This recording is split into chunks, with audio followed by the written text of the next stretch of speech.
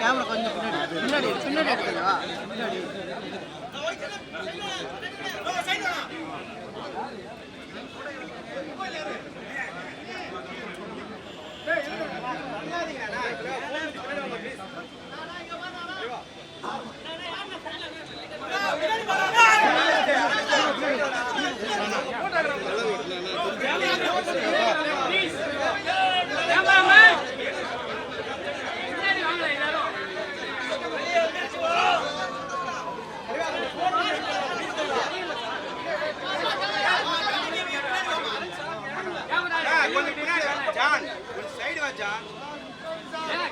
தெளிவுகிட்டு இருக்கா இல்லையா?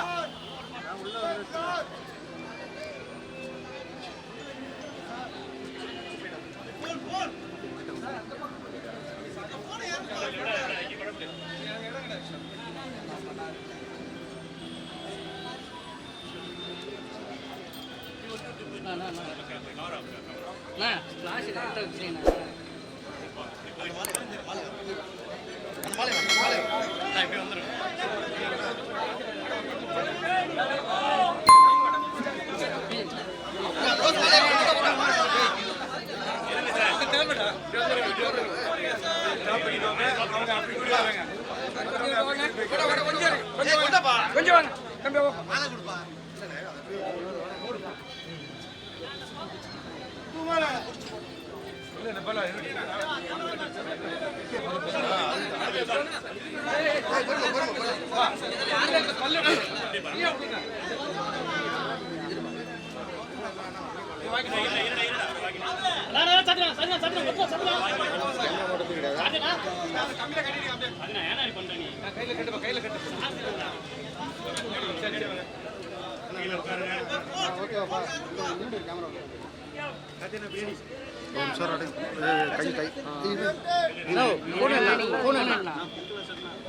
எல்லோருக்கும் வணக்கம்.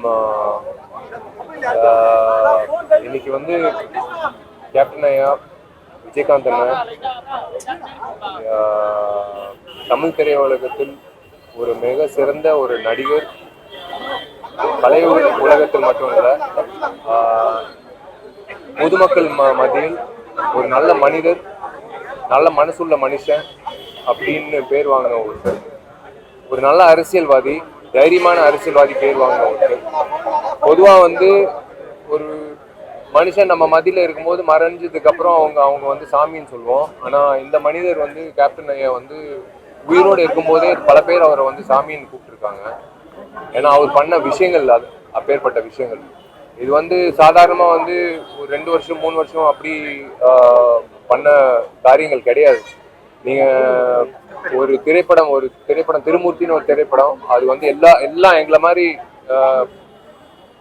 எத்தனையோ நடிகர்கள் மட்டும் இல்லை, எத்தனையோ பொதுமக்களுக்கும் ஒரு முன்னுதாரணமா அந்த அந்த வீடியோ பார்த்தாலே தெரியும். ஒரு திரைப்படத்தோட முதல் தலைப்புகள் வரும்போது அவர் மக்களுக்காக பண்ண சேவைகள், அவர் பண்ண எல்லா நல்ல விஷயங்கள் வந்து காட்டியிருப்பாங்க பக்கத்துல.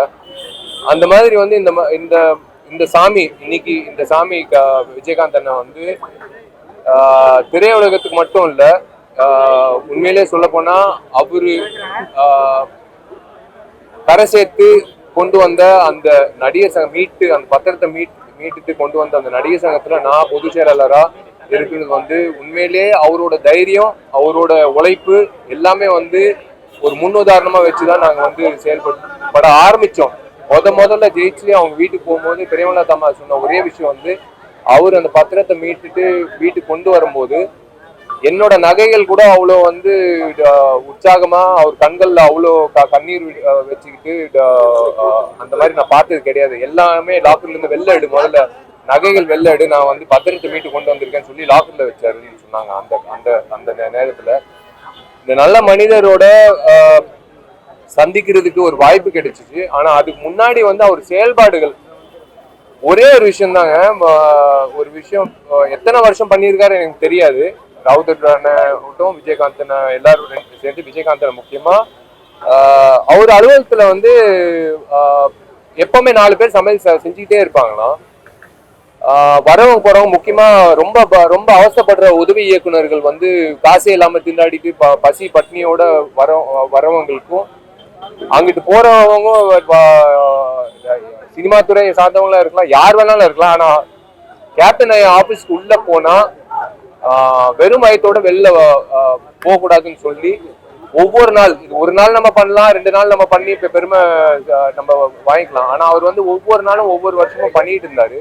அதுதான் எனக்கு முன்னுதாரணமா நான் எடுத்துக்கிட்டு அது செயல்படணும்னு எனக்கே ஒரு ஒரு இன்ஸ்பிரேஷனா இருந்திருக்காரு. இது ஒரு விஷயம் வந்து எல்லா வகையிலயும் நீங்க பாத்தீங்கன்னா கேப்டன் ஐயாவோட தைரியம் தான் வந்து எல்லாருக்கும் நல்லா தெரியும்.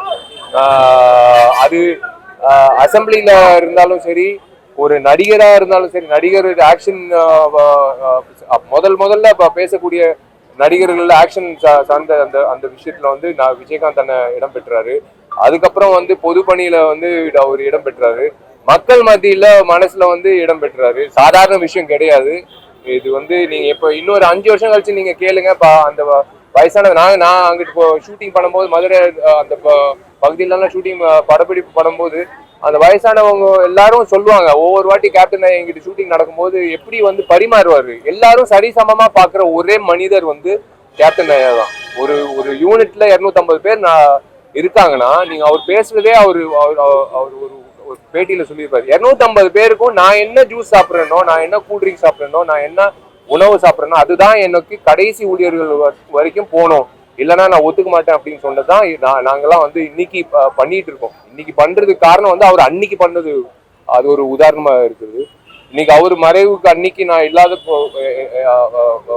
இல்லாத சூழ்நிலை ஏற்பட்டுச்சு, என்னால வர முடியல. பட் இருந்திருந்தா அதான் ஒரே ஒரு விஷயம் தான் அவர் பார்த்து நான் சொன்னேன், என்னை மன்னிச்சுது சாமி, அவ்வளவுதான், என்னை மன்னிச்சுது. அவரு வந்து நான் வேற எதுவும் சொல்ல முடியாது. நான் இருந்திருக்கணும், அவர் கூட இருந்து நான் கடைசி நேரத்தில் அவர் பார்த்துருக்கணும், அவர் காலை தொட்டிருக்கணும். முடியல என்னால. அவங்க குடும்பத்துக்கு வந்து அவங்க உண்மையிலே வந்து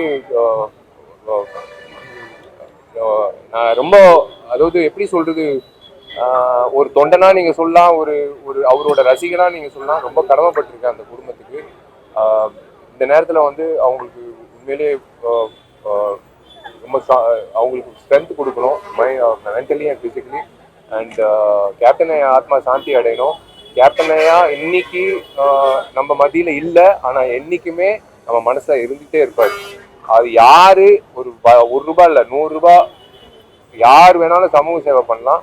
அது சமூக சேவை பண்ணும்போது அவரு தான் ஞாபகம் வரும். அதுதான் உண்மை. ஃபர்ஸ்ட் எம்ஜிஆர் ஐயா ஞாபகம் வரும், அதுக்கப்புறம் கேப்டன் ஐயா தான் ஞாபகம் வரும். சார், நடிகர் சங்க கட்டடத்திற்கு திரு விஜயகாந்த் சாரோட பேர் வைக்கணும்னு எல்லா இடத்துலயும் கோரிக்கை இருக்கு. பொது செயலாளரா உங்களுடைய கருத்து? இல்ல, கண்டிப்பா நான் ஆல்ரெடி அது முன்னிலையில வச்சு அது கட்டடம் வரும்போது கண்டிப்பா அவர் பேர் இல்ல, அவர் எப்படி பேர் இல்லாம, எம்ஜிஆர் ஐயா விஜயகாந்த் ஐயா எல்லாம் பேர் இல்லாம வந்து எப்படி வந்து கட்டடம் இருக்கும்? கண்டிப்பா இருக்கும். அதுக்கான பரிசீலனை கண்டிப்பா ஐயாவோட அண்ணாவோட பேர் வந்து கண்டிப்பா இருக்குங்க. அந்த இடம் வந்து சாதாரண விஷயம் இல்ல, அதுக்கு ஒரு பாரம்பரியம் இருக்கு. அதுக்கு ஒரு நாங்கெல்லாம் வந்து இப்பதான் வந்திருக்கோம். அவர் அந்த காலத்திலே வந்து அது அந்த பத்திரத்தை மீட் வந்து அவர் எப்படி வந்து செயல்பட்டாரு. ஒரு கலை நிகழ்ச்சி நடத்துறது சாதாரண விஷயம் இல்லைங்க. ஒருத்தரா நின்று நெய்வேலியில அந்த கூட்டம் அந்த எல்லாரையும் கொண்டு போய் அந்த போராட்டம் பண்ணதோ, இல்ல வந்து நடிகர் சங்கத்துக்காக அந்த கலை நிகழ்ச்சி பண்ணதோ, அவர் பண்ண ஒரு விஷயம், அவரோட உழைப்பு சாதாரண உழைப்பு கிடையாது. அது பண்ணணும்னு அவசியமும் கிடையாது. ஒரு பொது சேவைக்கு வந்து இவ்வளவு தூரம் இறங்கி பண்ணணும்னு அவசியம் கிடையாது. ஆனா அந்த மனுஷன் வந்து அவரோட குடும்பத்தை விட இந்த நடிகர் சங்கத்துல சார்ந்த அத்தனை உறுப்பினர்கள் என்னோட குடும்பம் அப்படின்னு நினைச்சு இறங்கி வேலை செஞ்சேன்.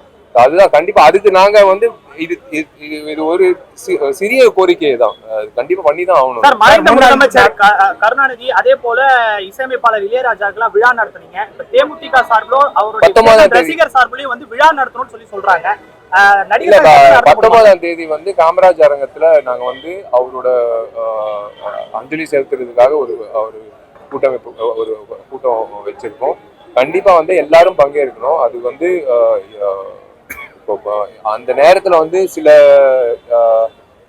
என்ன சொல்றது, ஜூனியர் ஆர்டிஸ்ட் எல்லாம் வந்து சந்திக்க முடியாத சூழ்நிலை ஆயிடுச்சு அந்த ஏற்பட்ட நெரிசல்ல. அவங்க எல்லாருக்கும் வந்து அவர் அட்லீஸ்ட் அவர் போட்டோ பார்த்து அவர் அஞ்சலி செலுத்தணும்னு நிறைய பேர் கோரிக்கை வச்சிருக்காங்க. வயசானவங்க, வீல் சேர்ல இருந்தவங்கலாம்.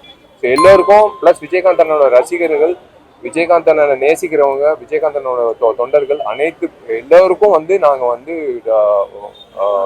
ஒரு கோரிக்கையாக நாங்கள் வைக்கிறோம். நீங்கள் வாங்க 19ஆம் தேதி அவருக்கு நாங்கள் செலுத்தக்கூடிய மரியாதை அன்னைக்கு நாங்கள் செலுத்துறோம்னு நாங்கள் ஆசைப்படுறோம். சார், முன்னாள் நடிகர் சிவாஜி கணேசன் மறைவிற்கு முன்னணி உங்கள நடிகர் சங்கங்கள்லாம் முன்னின்று பண்ணாங்க இறுதி மரியாதை. இப்போ நடிகர் சங்கங்கள் பண்ணலாங்கிறது பெரிய குற்றச்சாட்டாவே இருக்குது.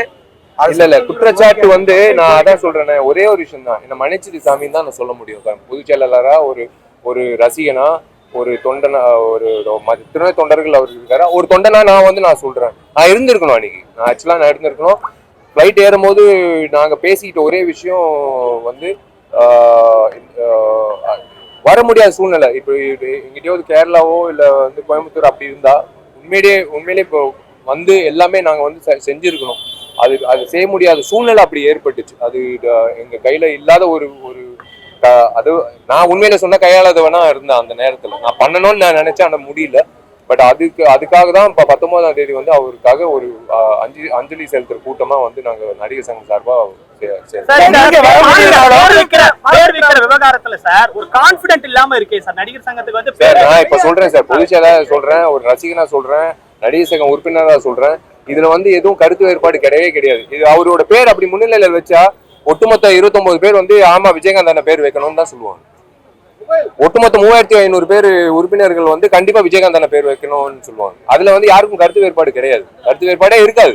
அது வந்து ஒரு நிமிஷத்துல எடுக்கக்கூடிய ஒரு முடிவு. இல்ல யோசிக்கலாம், அடுத்த வாரம் அதை பத்தி பரிசீலனை பண்ணலாம், அப்படியெல்லாம் இல்ல. இது கண்டிப்பா வரும், கூடிய சீக்கிரம் வரும். ஏன்னா இப்ப கட்டடம் வந்து இப்பதான் தொடங்க. ஏன்னா அந்த பூமி வந்து உண்மையிலே அவரோட உண்மையிலே சொல்றேன், எத்தனை நல்ல ஆத்மாக்கள் இருக்கிற பூமியில வந்து அந்த கட்டடம் வரும்போது அவர் பேர் இல்லாம எப்படி இருக்கும்? கண்டிப்பா இருக்கும். விஜயகாந்த் அவர்களுக்கு பாரத சொல்லிட்டு எல்லாரும் பரிந்துரைச்சிருக்காங்க, கேட்டிருக்காங்க. நீங்க நடிகர் சங்க சார்பா பிரதமர் ஏதாவது கோரிக்கை வைக்கிறது? கோரிக்கை கண்டிப்பா நான் ஒன்னு சொல்றேங்க, எனக்கு பாரத் ரத்னா கொடுக்குறாங்களோ இல்லையோ, இந்த பாரத தேசத்துல எல்லாரும் அவருக்கு வந்து மரியாதை செலுத்துறாங்க. அவங்க மனசார, அவங்க இதயத்துல இருந்து அவரை வந்து விஜயகாந்த் அண்ணன் வந்து, நான் தான் சொல்றேன், நீங்க 5 வருஷம் கழிச்சு இந்த கேள்வி கேளுங்களேன், அவருக்கு பாரத் ரத்னா வருதோ இல்லையோ 5 வருஷம் யாருக்கிட்டையாவது அந்த கேள்வி கேளுங்க, விஜயகாந்த் அண்ணன் ஞாபகம் இருக்கானு, கண்டிப்பா சார் வரைக்கும் நான் மறக்க மாட்டேன்னு தான் சொல்லுவாங்க. அதே மாதிரி தான் நானும்.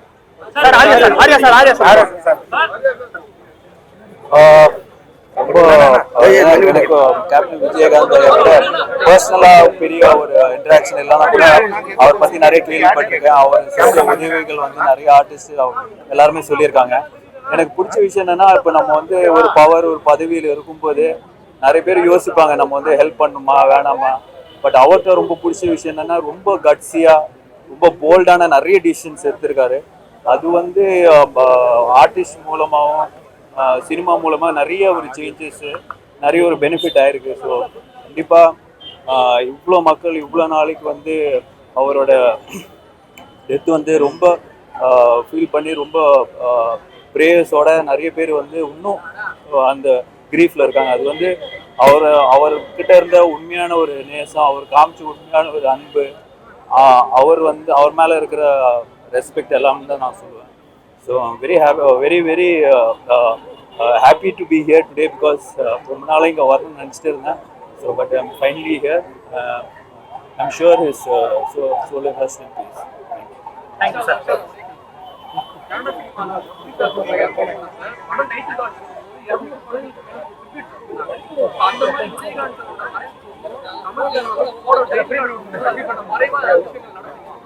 என் படத்துல நடந்தாலும் நடக்கும்.